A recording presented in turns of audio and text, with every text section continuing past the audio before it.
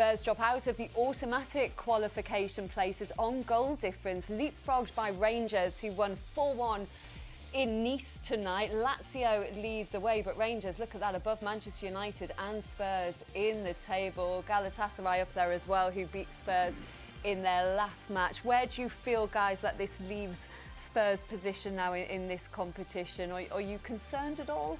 No, I'm not concerned. I think there's enough about Tottenham there. I think they had, the Rangers games makes it slightly bigger, but they'll definitely want to get into that top 8. It's just less games, the amount of games that you have to play if you want to win something. These days, if you've got two less games, it's much better to obviously finish in the top 8, which I think Tottenham will do. It's frustrating that they weren't victorious tonight, but I think they'll get in the top 8. Yeah, I agree. I think over 2 legs with their strongest squad, if they can keep it together, Tottenham beat the majority of teams in the competition. They're the favourites, in my opinion. But there's a fragility that's still there, and nights like today, when the frustration thing is because they were controlling the game. And they let it slip. Credit to Roma for getting back in. I thought they showed a lot of character, but I think with their strongest side, they comfortably go through. But Ange Postecoglou will want to get in that top 8 because there's so many games that these lads play, and especially Spurs are in a quarter-final with the League Cup as well. So they're fighting on all fronts. The squad is not as big as they would like it. There's been a few injuries recently. So, yeah, get into that top 8. I have no doubt. Well, let's have a look at that fragility, Peter, for the equaliser. Have Spurs only got themselves to blame for the way they conceded? Yeah, because it just felt like they sat back a little bit, they invited pressure on, and it was coming. I mean, there was Fraser Forster made an unbelievable save to keep them in it. Salamakers, who came on, was a real menace. They had, they were pushing and pushing. Angelino, again, who was fantastic, great footballer, pings it across, and Hummels is the right place at the right time, and it was what they deserved. Yeah, I just think they don't deal with the second phase from the set piece. When you've got to have a calm head and you've got to pick up a man, they look 3-4 Roma players at the back post ready to tap it in. They didn't deal with that second phase of the set piece. And you can see what it meant to Mats Hummels there, Joe. He really needed that, didn't he? Because he'd had a bit of a torrid night. He had a difficult evening. He's getting old. Time waits for no man, and he's a great player, but he looked like an old player who was closer to the exit that he is to the entrance of his career. But great players can always produce great moments, and he tapped one in and kept his side in it. And his club needed that, change of manager, not going well in the domestic league, and they needed that from him, and that's what senior players do. I spoke to Claudio Ranieri yesterday before the game, and he said the one thing that really stood out and encouraged him from the Napoli game at the weekend was just how they kept going, kept pushing till the end, Roma. And we saw that again tonight, Peter. So reasons for Roma to be optimistic now, do you think? Yeah, I think so, because you start the season, obviously their away record's been awful. But, the game against Napoli and the game here tonight, I think they showed character, they showed personality, they kept persevering, and they managed to get a result. And I think that's something that Ranieri's instilled in them that they didn't have maybe at the start of the season. They were really poor at the start of the season, and it seems to have got better, and Ranieri's brought that. And let's look at the penalty incident, Peter, because you both said, didn't you, straight away, you felt it was a penalty. It did need a VAR check, though. Yeah, I didn't see this. I mean, I felt it was a probably shouted penalty straight away. It just Sarr's really quick over the ground, and he just gets there before Hummels. And if you see there, he kicks him on the shin and he goes down. It was a definite penalty. Yeah, it was clumsy. It's clumsy. He's gone with the wrong foot, and Son stepped up. I think the goalie makes it easy for him. The goalie just falls. He doesn't dive. See, look, he goes early. It's not an amazing penalty. The goalie falls on his backside, and Son just puts it the other way. But at 4 minutes in, Tottenham going 1-0 up. This place was rocking, and you thought to yourself, Tottenham are going to really kick on from the weekend. But they didn't. It was Roma then, Peter, who were in the ascendancy and got the equaliser through Ndika. Yeah, that was it. When they scored, and then they did the same thing as they did in the second half. Roma came back into it, and Dybala was instrumental in it. It came from a set piece from the left-hand side. It just comes off his shoulder. There's an element of fortune to it. I don't think that's come off his head. It's definitely a shoulder. Listen, I've scored a few shoulders in my life. I'll be honest. It doesn't matter how they go in. But there's an element of fortune about it, I would say. Yeah, it was a fantastic ball in. When you're putting a ball into an area like that, it just invites that you're forward to attack it, and you just get anything on it, and they were back in it. We saw some brilliant moments from Dybala in that first half, didn't we? They've missed him. Yeah, they have missed him. He's an experienced player. He's a beautiful player. His left foot's like a wand. And some of the passes round the corner, and when he was receiving the ball on his back foot, he really... And he must have had a knock to come off at half-time because he was outstanding in the first half. Best player on the pitch. Spurs' second goal, though, Joe. What did you like about it? There was a lot to like about it. There's a lot to like. First of all, Kulusevski, I think, has been outstanding.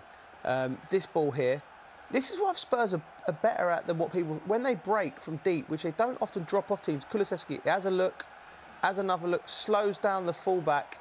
You know, he's already made up his mind before he receives the ball, what he's going to do and where he's going to put it. He's a magician. He's such a good player. Look, slows him down. He's looking. Brennan Johnson knows where he's going to go. Then that ball into that area... You know, Tottenham are going to score so many goals with them two combining this year. They're really on form. And Brennan Johnson, he's as good as a one-touch finisher in the league. I think he's a forward playing out wide. He's going to score bundles of goals. And at the heart of everything good that happened for Spurs tonight was Dejan Kulusevski, Peter, in the middle of it all. It was another great night for him. Yeah, he's in that kind of deeper position. Obviously, you know, it might frustrate James Maddison, who was fantastic at Man City. It feels like you can't play both of them, but Kulusevski at the moment is so good in this position, essentially. But it's always good when Maddison does play. He can always shift a little bit further forward and wide. But in this central area, he's got more of a free role. He can run, he can get behind people, and he's so good in these areas. You know, he's not blessed with like tremendous pace. He's fast enough. He's got an engine, though. The way he moves, he can run all day, and you know the way he creates and moves his hips, gets out of tight positions, and his intelligence to pick the right pass at the right time is wonderful to watch. He's one of the most favourite players to watch at the moment. Just love the way he's playing with so much confidence. And Glenn said in commentary as well, he's definitely been one of the best players in the Premier League this season. You can't really argue with that, Joel, can you? No, absolutely not. This sums it up. Look, he's shifted him. He's playing with a defender, getting it on his weak foot and whips it across. He's got everything you need to play the number 10 position because he receives the ball off both feet. Like Crouchy said, he's not blistering, but he's quick enough to break through the lines.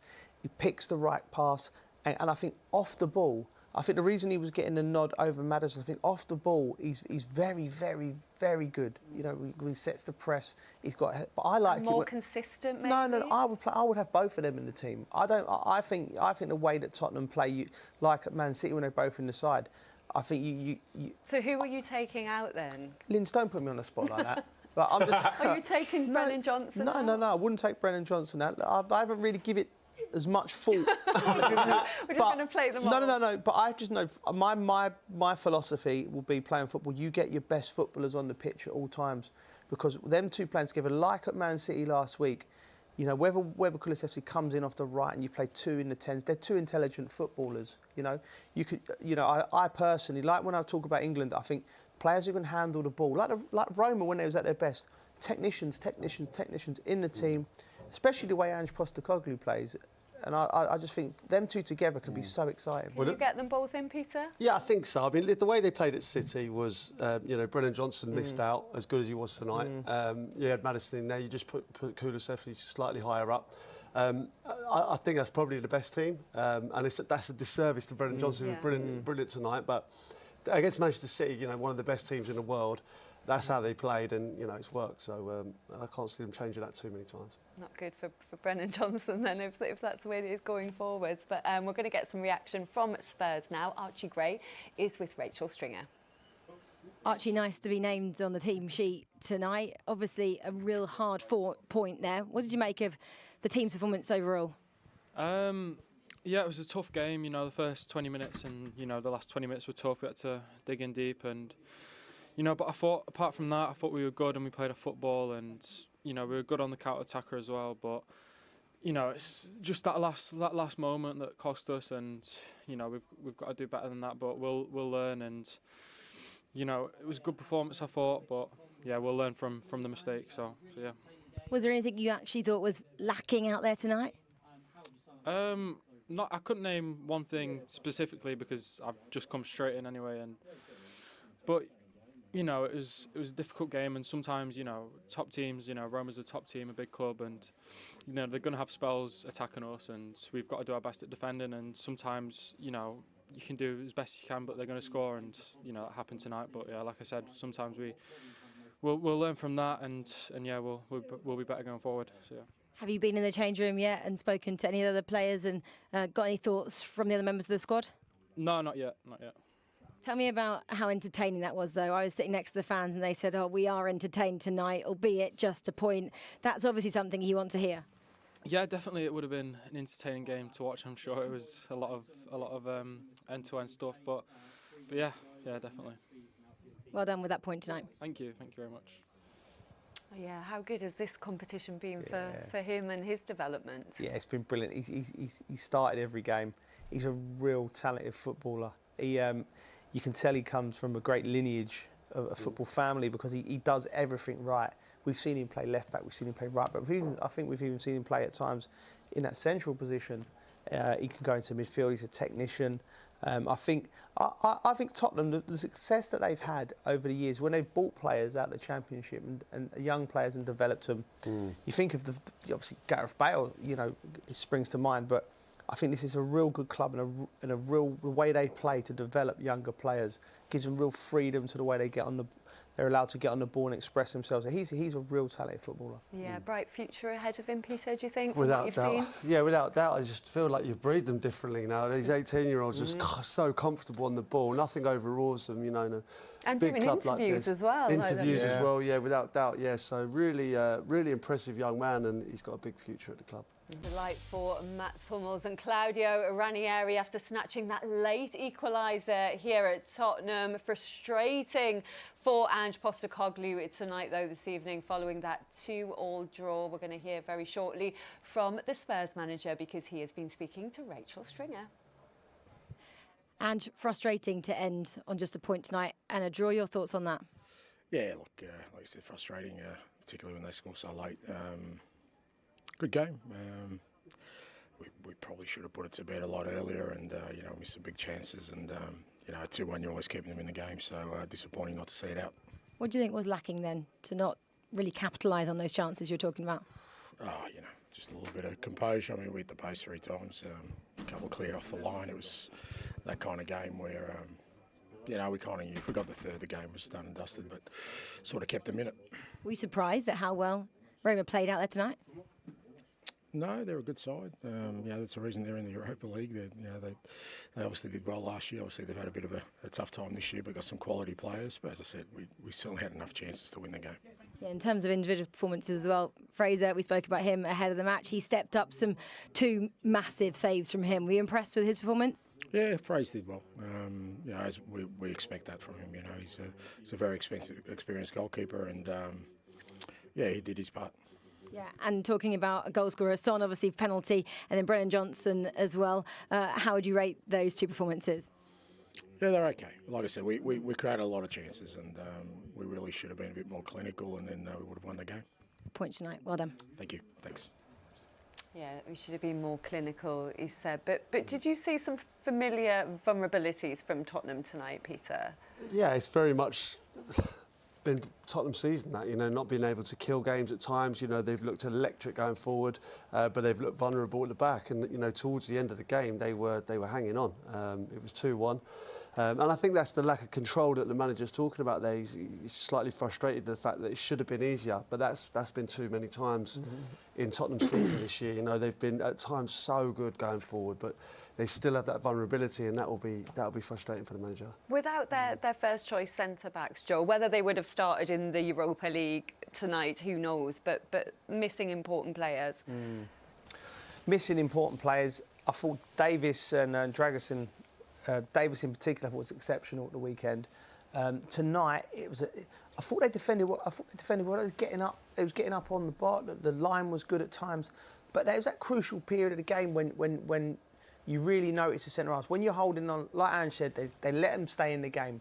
It's 2-1. Roma are throwing bodies forward. They're delivering the ball into the box.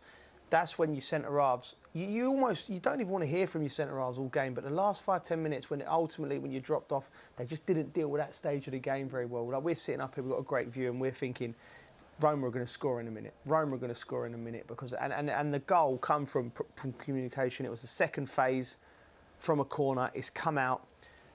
tried to get some close down the fullback Angelino. He just drove it across, and there's 3 players at the back post. It's heartbreaking when you lose like that, because it's just panic. It's just the last minutes and everyone just wants to do something. Just need your composure in them parts of the game. And all these little things add up. If Tottenham do them better and better and better, they can improve. I still think there's enough quality in this team to go far in the tournament. But it's crucial they get Romero and Van der Ven back. If only they'd had a set square to deal with Angelino, Joe. Angelina, great lyric. Maths jokes. Yeah, yeah, leave me. You're in the wrong environment. Peter, back to football. Yeah. Such a busy period coming up for Tottenham, Yeah. isn't it? 7 games in 22 days. Starts with Fulham this Sunday, but some massive games on the horizon when you look at that Rangers fixture in there as well. So some big ones. Yeah, they're going to need players back on. It's Thursday, Sunday for about 5 weeks, I think now. So, yeah, difficult fixtures. They're going to need the 2 centre halves back. And it's the same for everyone now. I think when you lead up to Christmas and stuff, it gets ridiculous. You know, when most of Europe's having a break, our league is going full hammer, and that's how it's always been. It's great for us as viewers to watch it all, but for the players, it's hard to manage. And when you look at some of those fixtures as well, obviously. They need to win something this year, and you know the Europa League is something big for them. But the League Cup as well there against Manchester United, that's a big game for Tottenham, especially considering the manager might have put himself under pressure with some of his comments, you know. And I still think they can definitely win something. I think the manager to do it and the players to do it. It's just a kind of a mentality thing to get it over the line now. Coming up to the end of November, when I see you next, will the Tashas be gone? Have you grown quite attached to them? I don't know, you know, it's gone down quite well. Yeah. Very well. Yeah. I can vouch for that. Yeah. Very well. Yeah, Big so fan. The ladies like This it, could be Peter. a new me. do you know Oh what I mean? no. Stick with it, Biggles. Thank you, guys.